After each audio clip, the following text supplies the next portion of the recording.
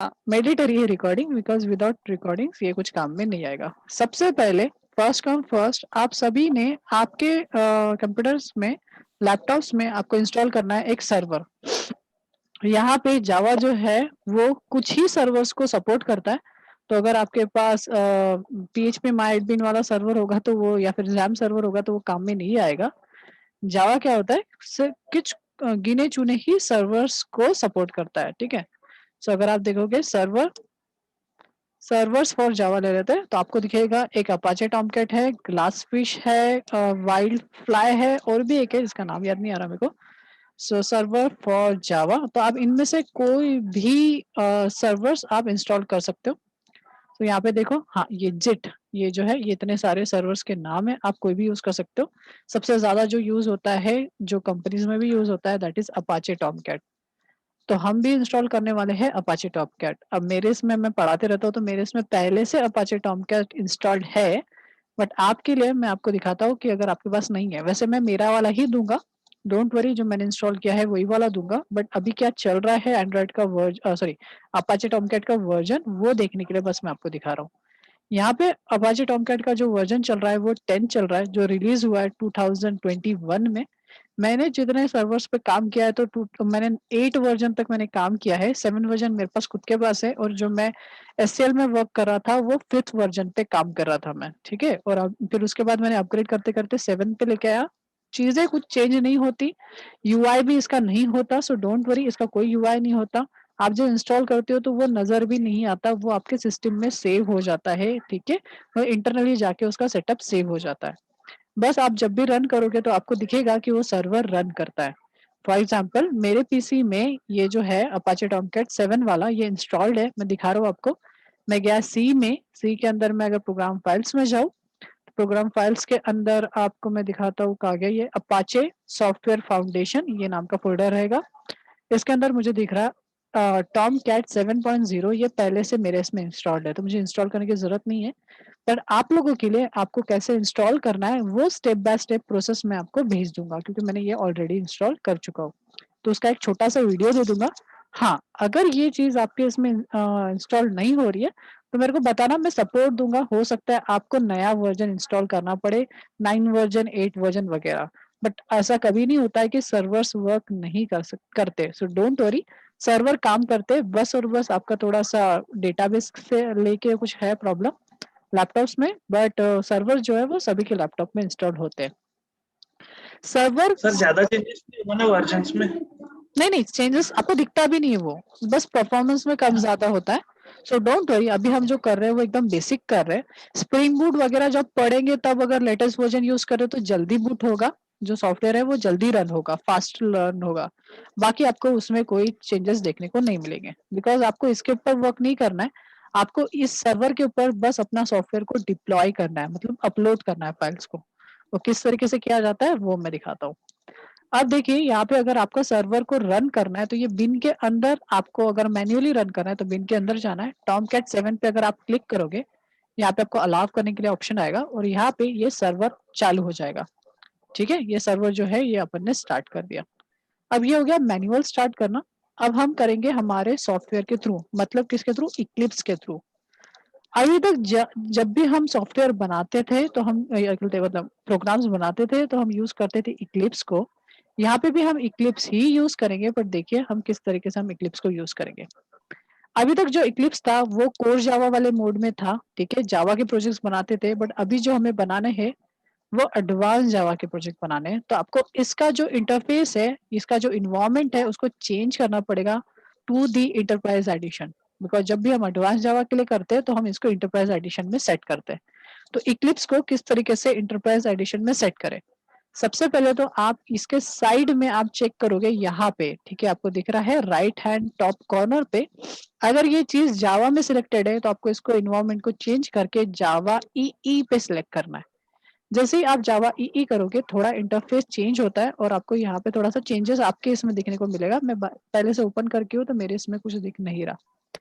Nextly यहाँ पे project कौन सा बनाना, अगर अभी आप क्लिक करोगे तो आपको दिखेगा न्यू में कि अभी यहाँ पे जावा प्रोजेक्ट नहीं आ रहा है, यहाँ पे कुछ अलग ही आ रहा है, जेपीए आ रहा है, देन एंटरप्राइज एप्लीकेशन प्रोजेक्ट आ रहा है, देन डायनामिक प्रोजेक्ट। तो इस तरीके से आना चाहिए। अगर आपने सिलेक्ट नहीं किया है तो आपके इसमें कैसा दिखेगा, फाइल देन न्यू, तो आपको दिखेगा कुछ इस तरीके से, आपको दिखेगा जावा प्रोजेक्ट। तो आपको यहाँ पे ये नहीं चाहिए तो आप करोगे चेंज। कभी कभी किसी किसी स्टूडेंट के इसमें ये J2E वाला प्रेजेंट नहीं होता, तो उसके लिए यहाँ पे देखो ओपन रिपोजिटरी, यहाँ पे जाओगे, यहाँ पे क्लिक करके आप सिंपली इसको सिलेक्ट करोगे और ओके कर दोगे। मेरे इसमें पहले से है तो मुझे करने की जरूरत नहीं है, इनके इसमें नहीं है उनके लिए। जब आप स्प्रिंग यूज करोगे तो आप स्प्रिंग को सिलेक्ट करोगे, जब आप जेएसपी यूज करोगे तो आप जेएसपी सिलेक्ट करोगे और उनको पूरा यहाँ पे इन्वायरमेंट सेट करोगे। अभी फिलहाल के केस में मेरे पास है तो मैं J2E को मैं सिंपली सिलेक्ट कर लेता हूँ। नेक्स्ट यहाँ पे मैं फाइल में जाऊंगा, देन न्यू करूंगा। न्यू करने के बाद मैं यहाँ पे सिलेक्ट करूंगा डायनामिक वेब प्रोजेक्ट। अगर याद नहीं रहता तो लिख लो। अभी हम पूरे एडवांस जावा में मोस्ट ऑफ टाइम बस जेएसपी वगैरह में थोड़ा सा मैं चेंज कर सकता हूँ, स्प्रिंग वगैरह में। बाकी मोस्ट ऑफ टाइम में जो सिलेक्ट करूंगा that is dynamic web project. मतलब इसके बाद जितना भी मैं प्रोजेक्ट बनाऊंगा वो हमेशा डायनामिक वेब प्रोजेक्ट रहेंगे। यहाँ पे क्रिएट करना है और फिर यहाँ पे आप प्रोजेक्ट वगैरह का नाम दोगे। फिलहाल के लिए यहाँ पे मैं स्टॉप करता हूँ और हम चलते हैं एक्चुअल चीजों पे, थ्योरी पे। बस मैं आपको इन्वायरमेंट बता रहा था कि अगर आपको एडवांस जावा करना है तो क्या क्या चीजें लगेंगी। सबसे पहले आपको लगेगा सर्वर, बिकॉज आपका अभी जो बना रहे एडवांस जावा वो सर्वर पे डिप्लॉय होता है, वो सर्वर पे रन होता है। यहाँ पे अभी कंसोल में आउटपुट नहीं आने वाला, यहाँ पे जो आउटपुट आएगा वो आपके वेब ब्राउजर्स में आएगा। ठीक है, क्रोम ले लो आप, मोजिला फायरफॉक्स ले लो, आपको जो भी एप्लीकेशन जो भी ब्राउजर पे रन करना है वहां पे आप कर सकते हो। इसके लिए बेसिक HTML आना कंपलसरी है। मतलब आपको HTML अगर थोड़ा सा प्रॉब्लम है तो आप सीख सकते हो। उसमें HTML में कौन सी चीजें सबसे ज्यादा चाहिए, तो फॉर्म वाले कंट्रोलर्स हमें सबसे ज्यादा लगते हैं, टेबल वाले कंट्रोलर सबसे ज्यादा लगते हैं। इसलिए फॉर्म एंड फॉर्म के अंदर जितने कंट्रोल्स है वो थोड़ा सा ओवरव्यू कर लेना, और बेसिक HTML के टैग जैसे home HTML, then body, then head, ये जितना बेसिकली पता होता है सभी को वही चीजें चाहिए। ज्यादा एडवांस वाला मेरे को चाहिए नहीं। टेबल लगेगा, TDTR पता होना चाहिए कैसे क्या होता है ना, col span, col row span, ये सारी चीजें पता होनी चाहिए। नहीं तो बीच में आप पूछोगे कि ये क्या है करके, ऐसा नहीं होना चाहिए। HTML का बेसिक चीज चाहिए, पूरा नहीं चाहिए। ठीक है, सो हम चलते हैं अभी बेसिकली स्टार्ट करते हैं। तो यहाँ पे आते हैं, हम स्टार्ट करते हैं, चलते हैं हमारे नोट्स के ऊपर। सो आते हैं नोट्स एंड एडवांस जावा के नोट्स ओपन करते हैं। सो आज सबसे पहला डे है। एडवांस जावा का जो टॉपिक स्टार्ट होता है, मैंने बताया आपके कॉलेज में भी पढ़ा जाएगा, तो JDBC से पढ़ाया जाएगा। मैंने JDBC पहले ही कवर कर दिया कोर में। तो अभी एडवांस जावा का एक्चुअल में अपने इंस्टीट्यूट का पहला टॉपिक है, दैट इज सर्वलेट। तो आज हम सर्वलेट पढ़ने वाले हैं। सो व्हाट इज सर्वलेट, कैसे होता है, और एक आज सिर्फ और सिर्फ एक सर्वलेट क्रिएट करके दिखाऊंगा कि किस तरीके से एक सर्वलेट को क्रिएट किया जाता है। फर्स्ट डे है, हो सकता है थोड़ा सा ज्यादा मैं लेंदी मतलब घींचू, सेकंड सेशन ले लूं, क्योंकि पहला दिन सही रहेगा तो फिर बाकी दिन आपको समझ में आएगा। बिकॉज इसको डिटेल में समझना इंपॉर्टेंट है, तभी जाके पूरा एडवांस जावा समझेगा, अदरवाइज कुछ भी नहीं समझेगा इस चीज का। अगर मैं आपको नहीं समझ में आया तो मेरे को क्वेश्चन पूछना। तो सबसे पहले हम चलते हैं इंट्रोडक्शंस पे कि क्या है सर्वलेट। सिंपली बोलूं तो सर्वलेट एक एपीआई है। जैसे हमने JDBC पढ़ा था, JDBC भी एक एपीआई था, वैसे ही सर्वलेट एक एपीआई है। आप इसको एपीआई बोल सकते हो, टेक्नोलॉजी बोल सकते हो, या फिर इंटरफेस बोल सकते हो, है ना, आपके ऊपर है कि आपको इसको क्या बोलना है। बट स्ट्रेट फॉरवर्ड बोलूं तो जावा सर्वलेट जो है वो एक टेक्नोलॉजी है। मेन बात अगर बोलूं तो सर्वलेट क्यों पढ़ना है जबकि सर्वलेट आउटडेटेड हो गया है। सर्वलेट आपको आपका बेस क्रिएट करता है। मैं बार बार बताता हूँ, हर स्टूडेंट को बताता हूँ, बट स्टूडेंट समझते नहीं है इस बात को। जब आप एक्चुअल में कंपनी में जाते हो तब आपको समझता है। बट यहाँ पे मेरे को भी नहीं समझा था जब मैंने स्टार्ट किया था पढ़ना, तो मुझे भी नहीं लगा था कि यार सर्वलेट क्यों पढ़ना है, जबकि कंपनीज में JSP यूज होता है, GSTL यूज होता है, हाइबरनेट यूज होता है, और स्प्रिंग बूट यूज होता है, स्प्रिंग MVC यूज होता है। तो फिर सर्वलेट क्यों सब लोग सर्वलेट पढ़ाते हैं? बिकॉज सर्वलेट बेसिक सर्वर से रिलेटेड जितनी भी चीजें हैं वो सिखाता है। अगर आपको सर्वलेट से रिलेटेड काम करना जब जम जाता है तब जाके आप स्प्रिंग बूट, हाइबरनेट, ये सारी चीजों को समझ सकते हो। अदरवाइज वो चीजें समझने में टफ पड़ता है या फिर समझ में भी नहीं आती है, बिकॉज वो सारी फ्रेमवर्क्स है। तो सबसे पहले इस टेक्नोलॉजी को समझते हैं। Servlet technology is used to create, अभी हम क्या क्रिएट कर सकेंगे इसका इससे। So it is use to create a web application. Web application हम क्रिएट करना सीखेंगे। एक्चुअली वेब एप्लीकेशन में डायनामिक एप्लीकेशन क्रिएट करना सीखेंगे। अगर मैं वेब एप्लीकेशन की बात करूँ या फिर डायनामिक एप्लीकेशन, तो इसमें जो डेटा है ये हम चेंज कर सकते हैं। Time to time data change कर सकते हैं। मुझे चाहिए कि आज डेटा डिफरेंट हो, जैसे आपने देखा होगा कि जैसे न्यूज़ चैनल वगैरह पे डेटा चेंज होते रहता है, या फिर आप कॉलेज में आप जब भी करते हो तो आपके मार्क्स भी चेंज होते हुए दिखते हैं। तो उस टाइप के एप्लीकेशन जिसमें डेटा का चेंज हो रहा है, वहाँ पे आप वेब एप्लीकेशंस मतलब कि सर्वलेट्स को भी यूज़ कर सकते हो। कॉलेज लेवल में प्रोजेक्ट सबमिट करने के लिए आप सर्वलेट यूज़ कर सकते हो, कोई इश्यू नहीं है। ये भी एक वेब एप्लीकेशंस है, तो आप इससे भी प्रोजेक्ट बना के आप सबमिट कर सकते हो। So what is a server? Server, it is a technology that is used to create a web application. Reside at a server side. ये कहाँ पे अपलोड किया जाता है? ये जो कोड है, ये प्रोग्राम है, ये सर्वर साइड में अपलोड किया जाता है और इस टाइप के इसको डायनामिक वेब पेजेस क्रिएट करने के लिए यूज होता है। Serverless technology is robust and scalable because it is uses the Java language. Yes, Java की वजह से ये robust है, simple है and scalable है। आप कभी भी कितने भी नंबर ऑफ पेजेस वगैरह क्रिएट कर सकते हो। आपके ऊपर है कि आपको कितना बड़ा प्रोजेक्ट को लेके जाना है, वो आपके ऊपर है। नेक्स्ट, ये इसके पहले सर्वलेट के पहले, before servlet we uses the CGI। What is CGI? Common gateway interface. हम इसके पहले CGI यूज करते थे। अब CGI को क्यों बंद कर दिया, CGI के जगह पे क्यों सर्वलेट आया, ये भी हम समझते हैं। Scripting language was popular as a server-side programming language, but there was a many disadvantages. इसमें बहुत सारे disadvantages थे of this technology. We will discuss, नीचे में बताया जाएगा कि किस तरीके से है। Next, there are many interfaces and classes. Servlet API के अंदर बहुत सारे इंटरफेसेस आपको नजर आएंगे, बहुत सारे क्लासेस, और ये जितने इंटरफेसेस क्लासेस है, ये सभी इंटरफेस क्लासेस को हम पढ़ने वाले हैं एक्चुअल में। तो यहाँ पे कुछ सर्वलेट इंटरफेसेस दिखेंगे, जैसे servlet, generic servlet, HTTP servlet, HTTP sorry servlet request, servlet response. ये सारे जो नाम दिख रहे हैं, टर्म्स दिख रहे हैं, ये बहुत इंपॉर्टेंट है। ये चीजें हम नीचे में जब आप देखोगे तो आपको दिखेगा कि पूरे सर्वलेट में सिर्फ यही है। जैसे servlet, HTTP servlet, HTTP request, servlet request, response, ये सारी चीजें आपको बार बार दिखेंगी। What is servlet? तो सर्वलेट को बहुत सारे तरीके से आप डिस्क्राइब कर सकते हो। सबसे पहले servlet it is a technology, जैसे मैंने बताया कि ये एक टेक्नोलॉजी है जिसका यूज करके आप वेब एप्लीकेशन बना सकते हो। तो ये इंटरव्यूज में और वाइवास में भी क्वेश्चन पूछा जाता है, what is servlet? So what is servlet? Servlet it is a technology that is used to create a web application. Second, servlet it is also called as API. ये एक API भी है that provide the many interfaces. उसके अंदर बहुत सारे interfaces होते हैं, क्लासेस होते हैं। Okay, Servlet is an interface that must be implemented for creating any servlet। आपको अगर सर्वलेट क्रिएट करना है तो आप क्या कर सकते हो, सर्वलेट इंटरफेस को यूज कर सकते हो और क्रिएट कर सकते हो। मतलब अगर आप नॉर्मल क्लास बनाते हो और नॉर्मल क्लास में इम्प्लीमेंट्स करते हो सर्वलेट नाम के इंटरफेस को, तो आपका क्लास जो है वो सर्वलेट बन जाएगा, मतलब एक वेब एप्लीकेशन बन जाएगा।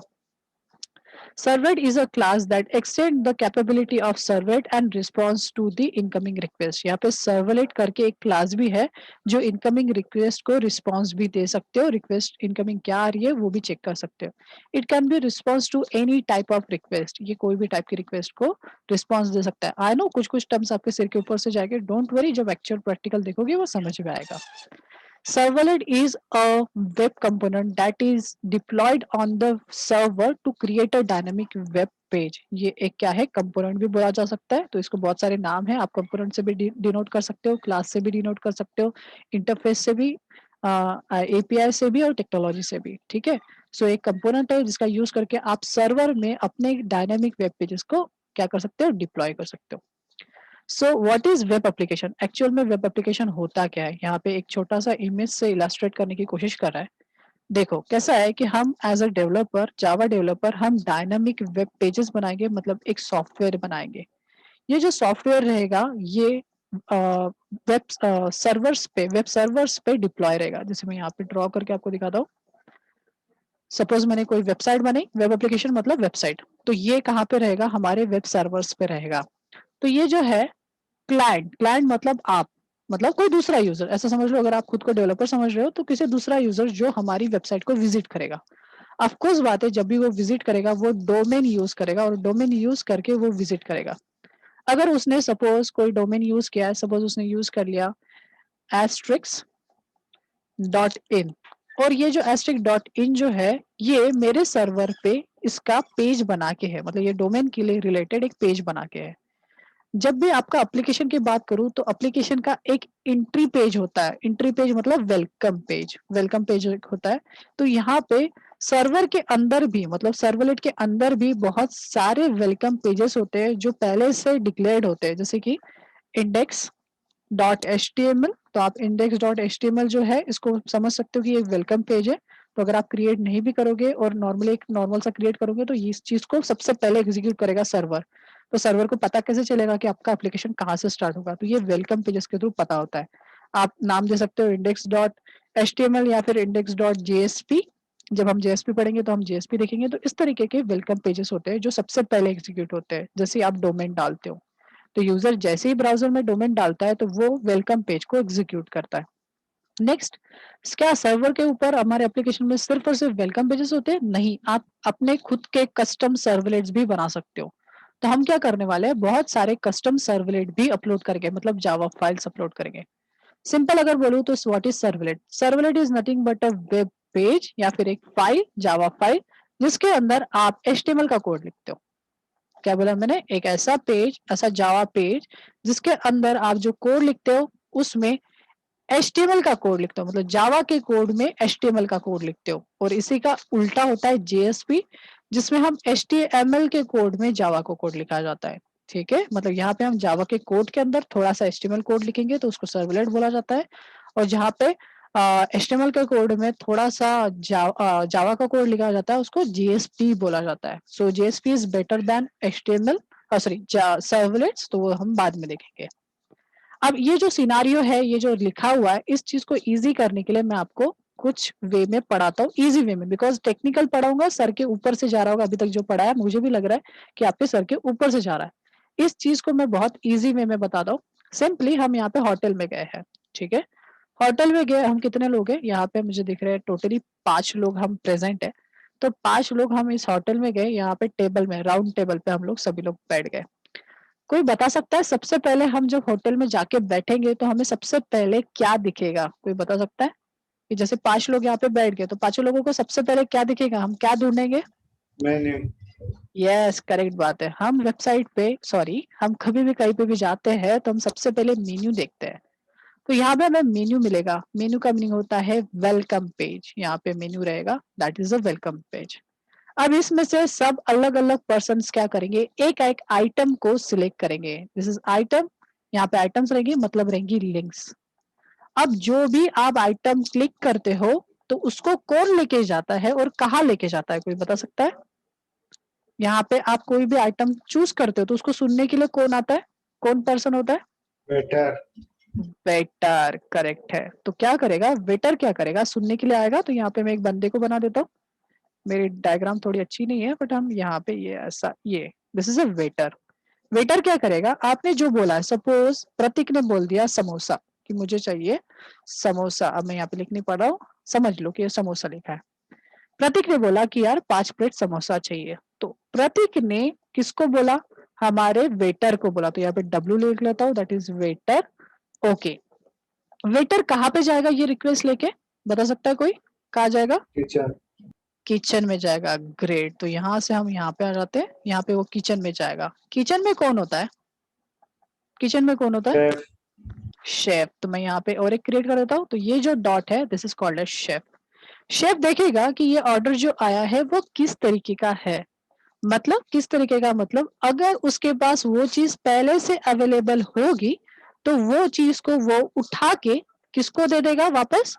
हमारे वेटर को दे देगा, राइट। मतलब ये यहाँ से शेफ उठाएगा और किसको दे देगा? वेटर को। और वेटर किसको लाके दे देगा? हमें लाके सर्व कर देगा। ओके, अब ये चीज वो होगी जो पहले से अवेलेबल है होटल में, उस चीज की बात हो गई। सेकेंड चीज ऐसा भी हो सकता है, वेट अ सेकेंड, ऐसा भी हो सकता है कि वो चीज अवेलेबल ना हो। जैसे कोई दूसरी रिक्वेस्ट समझते हैं। यहाँ पे और एक रिक्वेस्ट हुई हमारे वेटर को, जिसमें किसने रिक्वेस्ट की? समीर ने, कि मुझे चाहिए डोसा। तो यहाँ पे हम डोसा ऑर्डर किया। अब ये तो डोसा है, ये वेटर ने लिया। वेटर ने जाके किसको बोला? शेफ को। शेफ ने बोला डोसा पहले से रेडीमेड बना नहीं होता, 2 मिनट का वेट करना पड़ेगा, मैं इसको बना के देता हूँ। तो क्या करेगा वो डोसा को क्रिएट करेगा। तो क्या करेगा, एक डेटाबेस बोल रहा हूँ, कंटेनर, एक डब्बा होता है ना जिसके अंदर वो क्या रखता है, वो डो रखता है डोसा का। तो डोसा के डो में से वो उठाएगा, वो उसको क्रिएट करेगा, खुद के किचन के अंदर क्रिएट करेगा। क्रिएट करने के बाद ये जो हमारा क्या है, शेफ जो है वो फिर से हमें किसको दे देगा, वेटर को देगा, और वेटर जाके परोसेगा, सर्व करेगा हमें। ओके, यहाँ पे हमने 3 चीजें बहुत अच्छे से समझी। क्या समझा? फर्स्ट वन इज, जो भी आप वेटर को बोल रहे हो उसको रिक्वेस्ट बोली जाती है। टेक्निकल लैंग्वेज आप उसको क्या बोलोगे, रिक्वेस्ट। सेकंड, जो भी किचन से बाहर आता है मतलब शेफ हमें देता है एज अ रिस्पॉन्स बोला जाता है, उसको बोला जाता है सर्वर का रिस्पॉन्स। तो वो जो पेज हमें आता है उसको रिस्पॉन्स बोला जाता है, जो हम यूआरएल क्वेरीज टाइप करते हैं उसको रिक्वेस्ट बोला जाता है। तो ये समझने के लिए मैंने ये बताया। सो जो भी चीज क्लाइंट साइड से, क्लाइंट के ब्राउजर से सर्वर पे जाती है उसको रिक्वेस्ट बोला जाता है, और सर्वर से क्लाइंट के पास आता है उसको रिस्पॉन्स बोला जाता है। नेक्स्ट चीज, ये रिक्वेस्ट एंड रिस्पॉन्स को लेके जाने का और लेके आने का काम कौन कर रहा था, वेटर। यहाँ पे टेक्निकली बोलूं तो यहाँ पे प्रोटोकॉल्स रोल में आते हैं।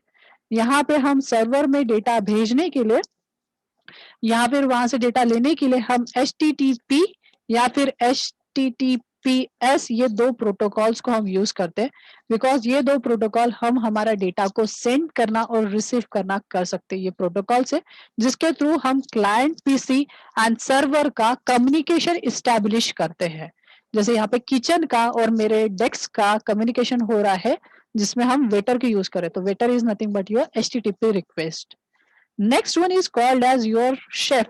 शेफ का मीनिंग है यहाँ पे आपका सर्वलेट पेज। यहाँ पे क्या है, शेफ का मीनिंग सर्वलेट पेज या फिर आपका वेब एप्लीकेशन। यहाँ पे ये जो आपका वेब एप्लीकेशन है ये आपको देखते रहता है कि उसके पास उस वेब एप्लीकेशन के अंदर पहले से कोई स्टैटिक पेजेस है क्या। Sir what is static page? Static pages वो पेज होते हैं जो चेंज नहीं होते, जैसे कि HTML पेज। HTML पेज अगर आप क्रिएट करते हो तो उसमें का डेटा कभी चेंज नहीं होता इन फ्यूचर, है ना, जो जैसा है वैसा ही रहता है। बट अगर मैं जावा पेज बनाऊं तो वो एक डायनामिक पेज होता है, बिकॉज उसमें वेरिएबल्स डेटाबेस से वगैरह आप डेटा ले सकते हो और फिर बाद में क्रिएट कर सकते हो।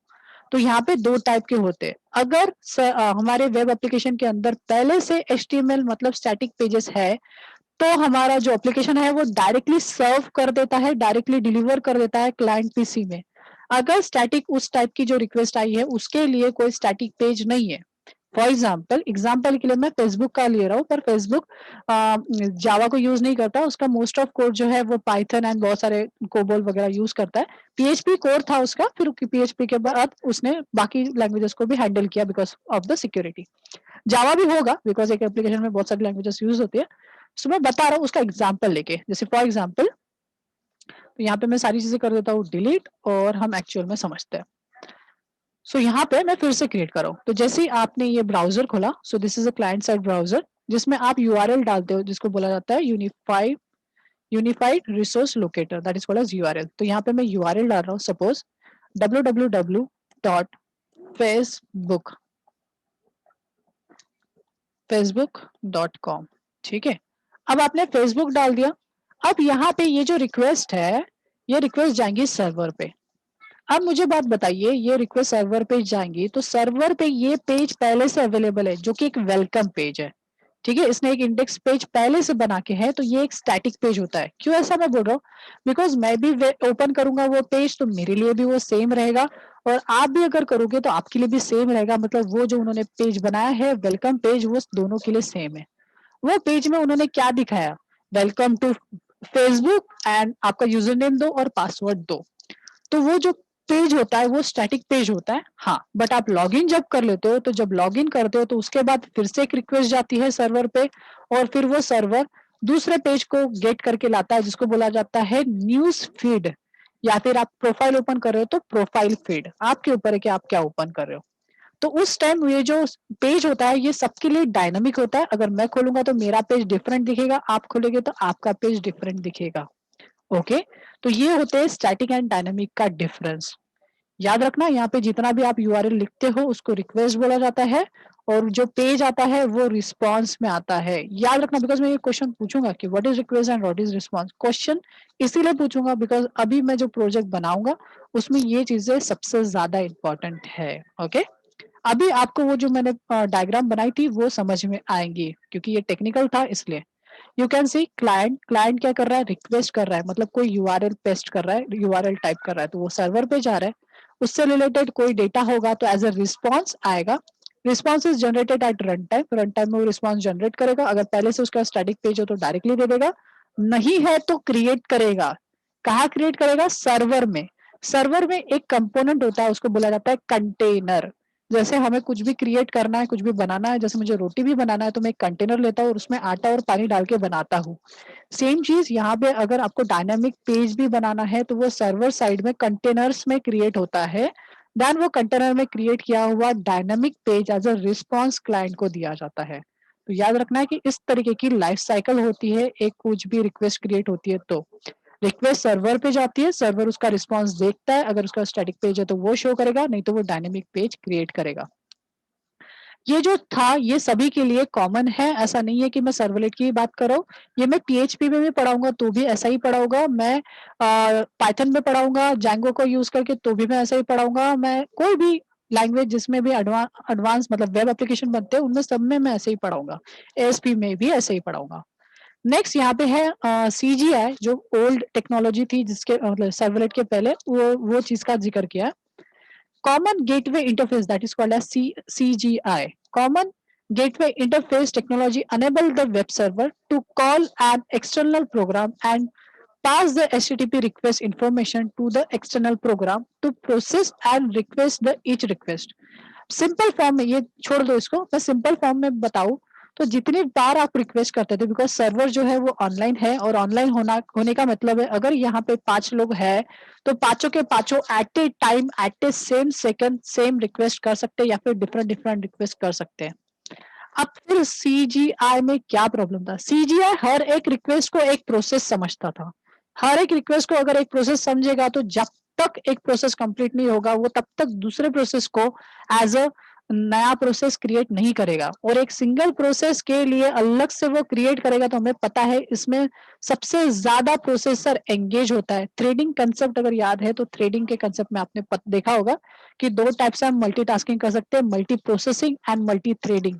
तो यहाँ पे मल्टी प्रोसेसिंग होता था जिसकी वजह से यहाँ पे प्रोसेसर बहुत लोडेड हो जाता था। यहाँ पे प्रोसेसर की सारी पावर लग जाती थी, जितनी ज़्यादा रिक्वेस्ट आएगी उतना ज़्यादा। बहुत ज़्यादा रिक्वेस्ट आ गई तो सर्वर बैठ जाएगा बिकॉज़ उतनी सारी रिक्वेस्ट यहाँ पे वो हैंडल नहीं कर सकता। सो इसके वजह से सीजीआई जो है वो नहीं रहा, आउटडेटेड हो गया। There is many problems in CGI technology. फिर से मैं एक सेशन क्रिएट करूँगा, हाफ एन आवर का होगा पर करूँगा मैं। बिकॉज़ आपको एक क्रिएट करके दिखाऊँगा फिर इंस्टॉलेशन वगैरह करना है। क्या डिसएडवांटेजेस है? If number of client increases it take up more time of sending a response because वो एंगेज हो जाएगा, प्रोसेसिंग पावर ही नहीं बचेंगे उसके पास। For each request it started a process, single process start करेगा and web server is limited to the starting a process. Web server इतना मतलब कैपेबल नहीं होता कि बहुत सारे प्रोसेस को वो हैंडल कर सके। सो दैट्स व्हाई यहाँ पे वो स्लो हो जाता है। नेक्स्ट पॉइंट है कि it is use the platform dependent language. CGI जो है उसको क्रिएट करने के लिए हमने जो लैंग्वेजेज़ यूज़ की थी वो थी सी, सी प्लस प्लस, पारल। इन सारी लैंग्वेजेज़ का यूज़ करके सीजीआई टेक्नोलॉजी बनी थी जो कि एक प्लेटफ़ॉर्म डिपेंडेंट लैंग्वेजेज़ है। मतलब इनमें इनको अगर मैंने विंडोज़ के लिए बनाया एप्लीकेशन तो वो सिर्फ़ विंडोज़ में ही चलेगा। बट अभी जो है वो टन्स ऑफ एप्लीकेशन हमारे पास है जैसे एंड्रॉयड है, आईओएस है, ब्लैकबेरी वैसे तो आउटडेटेड हो गया बट है मतलब बहुत सारे क्रोम बुक्स वगैरह है तो बहुत सारी डिफरेंट प्लेटफ़ॉर्म्स है। Disadvantages of servlet because servlet बनता है जावा पे, तो जावा एक इंडिपेंडेंट लैंग्वेज है, तो सबसे पहले तो यही डिसएडवांटेजेस हट जाता है। Second C and C plus plus parallel ये जो लैंग्वेजेस है ये सेफ नहीं है, बिकॉज़ ये जो लैंग्वेज है इनमें पॉइंटर का कांसेप्ट है और पॉइंटर जहाँ पे भी होता है वो थ्रेड सेफ वगैरह नहीं कहलाता। सो यहाँ पे देखो हर एक रिक्वेस्ट को कन्वर्ट किया जाता है थ्रेड में और मैं अगर आपको थ्रेड का बात बताऊं तो थ्रेड भी एक सिंगल प्रोसेस होता है, सिंगल टास्क होता है, बट थ्रेड पूरा प्रोसेस खत्म होने तक रुकता नहीं है। अगर रिक्वेस्ट बड़ी है, प्रोसेस टाइम ज्यादा लगने वाला है तो वो सेकंड थ्रेड को एग्जीक्यूट करेगा। मतलब वो वहाँ पे एंगेज नहीं होगा, वो तुरंत में जब जितना एग्जीक्यूट करना है वो एग्जीक्यूट करेगा। मतलब यहाँ पे सारे थ्रेड एक साथ मल्टीपल टाइम यूज़ हो सकते हैं और कितने भी आप थ्रेड क्रिएट कर सकते हो। मतलब एक प्रोसेस में आप मल्टीपल थ्रेड भी क्रिएट कर सकते हो। ये लाइट वेट कहलाता है। There are many advantages of servlet over the CGI. The web container create the thread. जितने भी containers रहेंगे वेबसाइट में web containers वो क्या create करेगा? Thread for handling the multiple requests of the servlet. Threads have a lot of benefit over the process such as they share a common memory. मतलब एक thread जो है sorry multiple thread जो है वो एक ही मेमोरी को करता है, जबकि प्रोसेस जो होता है वो बैठ जाएगा। जब तक एक प्रोसेस कंप्लीट नहीं होगा वो दूसरे प्रोसेस को जगह नहीं देगा, पर थ्रेड में ऐसा नहीं है। थ्रेड जितना है उतना ही मेमोरी लेता है और जैसे ही खत्म हो जाता है मेमोरी रिलीज कर देता है। थ्रेड जो होते हैं वो लाइट वेट होते हैं। Cost of communication between the thread is low. हमारा सर्वर से सर्वलेट और कंटेनर के बीच में जो ये है कॉस्ट क्यों बढ़ रहा है? बिकॉज यहाँ पे प्रोसेसिंग पावर कम लग रहा है, मेमोरी कम लग रही है, इसलिए वो कॉस्ट आ रहा है वहां पे word. The basic benefits of the servlet as the follow, क्या क्या? बेस्ट परफॉर्मेंस, परफॉर्मेंस वाइज अच्छा है एज कम्पेयर टू जीएसपी। नहीं, JSP is the better than servlet, but as a compare to CGI better है because it is create a thread for each request, not a process. Portability, portable है because Java language use हो रहा है। Robust है, easy है। The server managed by the JVM, so we don't need to worry about the memory leak। memory leak की तरफ ध्यान देने की जरूरत नहीं। कभी मैंने बात किया क्या memory leak के लिए? नहीं, because Java में कभी भी data leak नहीं होता। ठीक है, ये एकदम safe language है। गार्बेज कलेक्शन, ऑटोमेटिकली ऑब्जेक्ट्स जब डिलीट होते हैं वो गार्बेज कलेक्टेड हो जाते हैं, तो हमें ये सारी चीजें देखने की जरूरत नहीं है। बट अगर मैं सी की बात करूँ तो मैन्युअली हमें डिस्ट्रक्ट करना पड़ता था, डिस्ट्रॉय करना पड़ता था, सारे मैकेनिज्म लिखना पड़ता था, और तो भी नहीं पॉसिबल था। Last one is called secure. Java is the most secure than other languages. हाँ, पाइथन भी है सिक्योर, सो डोंट वरी। ये सारी जो हायर लैंग्वेजेस है those are the secured language. ठीक है, बिकॉज इसमें पॉइंटर का कंसेप्ट ही नहीं है। So this is the basic introduction of servlet. Hopefully समझा होगा कि सर्वलेट एक वेब पेज है जिसका यूज करके हम वेब एप्लीकेशन बना सकते हैं। इसके पहले सीजीआई करके एक टेक्नोलॉजी थी जिसका यूज करके भी हम वेब एप्लीकेशन बना सकते थे, पर उसमें कुछ प्रॉब्लम्स थी। अभी हम आगे की चीजें देखते हैं। 5 मिनट्स बचे, पर स्टिल मैं फिर से स्टार्ट करूंगा तो फिर से ज्वाइन होना, because first day is must. बाद में तो फिर प्रोजेक्ट ही प्रोजेक्ट करना है, बिकॉज थेरी इज इंपॉर्टेंट। बाकी वक्त तो नहीं बोलता था, पर इस टाइम मैं बोल रहा हूँ कि theory is important. Okay, static page, dynamic page, इसके ऊपर मैं बात नहीं करूंगा, ये चीजें आपको पता है। एचटीटीपी भी पता है। इट इज अ क्या है ये एक प्रोटोकॉल है, you can see protocol to establish the communication between the client and server. एक प्रोटोकॉल है जिसका यूज करके हम क्लाइंट एंड सर्वर के बीच में कम्युनिकेशन कर सकते हैं। Next one is called as HTTP request. Request का मीनिंग है आप जो भी रिक्वेस्ट करते हो, it is called as request. ठीक है, जो भी आप यूआरएल वगैरह डाल रहे हो वो रिक्वेस्ट। उसके बाद आता है गेट एंड पोस्ट मेथड्स। ये चीजें फॉर्म के वक्त हम देखेंगे, सो डोंट वरी। डेटा जो जा रहा है गेट से डेटा सिक्योर्ड नहीं रहता, वो यूआरएल में दिखता है। पोस्ट से डेटा जो है वो बॉडी से जाता है। एचटीएमएल में मैंने पढ़ाया था जब मैं फॉर्म पढ़ा रहा था। Next one is called as container. Container को देखने का इंपॉर्टेंट है। It is use in Java for dynamically generate a web page. मैंने बताया था ना, जैसे किचन के अंदर वो क्या करता है, क्रिएट करता है, तो यहाँ पे कंटेनर है जो डायनामिक वेब पेज को क्रिएट करेगा by using raw data. Raw data database में भी हो सकता है, वेरिएबल्स में भी हो सकता है, या फिर एरे फॉर्म्स में भी हो सकता है, कहीं पे भी हो सकता है। उनका यूज करके हम एक डायनामिक वेब पेज बनाएंगे। डोंट वरी, यहाँ पे मैंने ये बता दिया, मतलब पढ़ा नहीं दिया, इस चीज को एक्चुअली प्रैक्टिकली में भी देखेंगे। सर्वर्स आप दो टाइप के हो सकते हैं, वेब सर्वर्स हो सकता है या फिर एप्लीकेशन सर्वर्स हो सकता है। ठीक है, हम यहाँ पे जो पढ़ रहे हैं वो है वेब सर्वर्स, जिसमें हम वेब एप्लीकेशंस बनाएंगे। It is use to manage the network resources and for running the program और software that provided a services. अब इनका डिफरेंस भी आएगा आगे में तो आपको पता चलेगा। पीएचपी जो है वो वेब एप्लीकेशन बनाता है, ना कि वेब सॉरी एप्लीकेशंस बनाता है, ना कि वेब एप्लीकेशन। वो सिर्फ नॉर्मल एप्लीकेशंस होते हैं बिकॉज वो सिक्योर्ड वगैरह नहीं होते। Last one is called as content type. तो कंटेंट टाइप का मीनिंग होता है कि किस टाइप का आप डेटा शो करने वाले हो। एचटीएमएल टाइप का, जावा टाइप का, जेएसपी टाइप का, तो वो ब्राउजर को बताने के लिए हम इस ऑब्जेक्ट को यूज करते हैं, content type. It is a HTML header that provide the description about what you are sending to the browser। मतलब ब्राउजर में क्या दिखने वाला है। HTML पेज दिखने वाला है, जावा पेज दिखने वाला है, जेएस जावास्क्रिप्ट दिखने वाला है, क्या दिखने वाला है, ये हम इस कंटेंट टाइप के थ्रू हम ब्राउजर को बताते हैं कि इसके अंदर जो एप्लीकेशन के अंदर जो प्रोग्राम यूज हुआ है उसको किस टाइप में शो करना है। तो ये सारे जो है ये बस मैंने ओवरव्यू दिया है। इसको प्रैक्टिकल में सारे चीज़ों को एक-एक करके देखेंगे। वो स्टैटिक वैटिक नहीं, पर बाकी चीज़ें देखेंगे। Next one is called as servlet API. Servlet एक एपीआई भी है।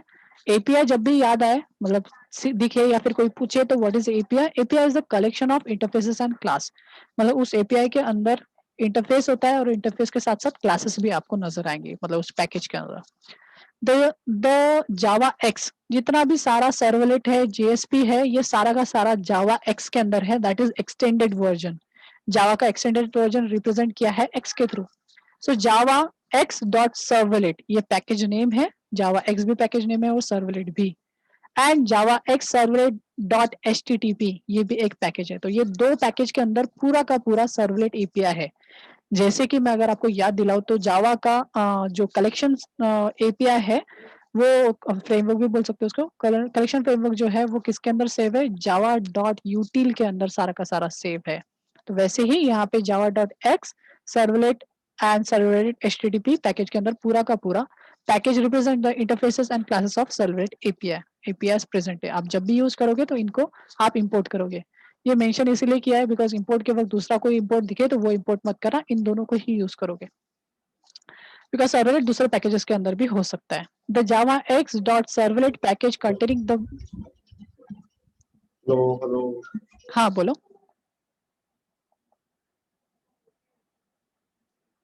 Okay. Java X dot servlet package containing many interfaces and classes that are used by the servlet or web container.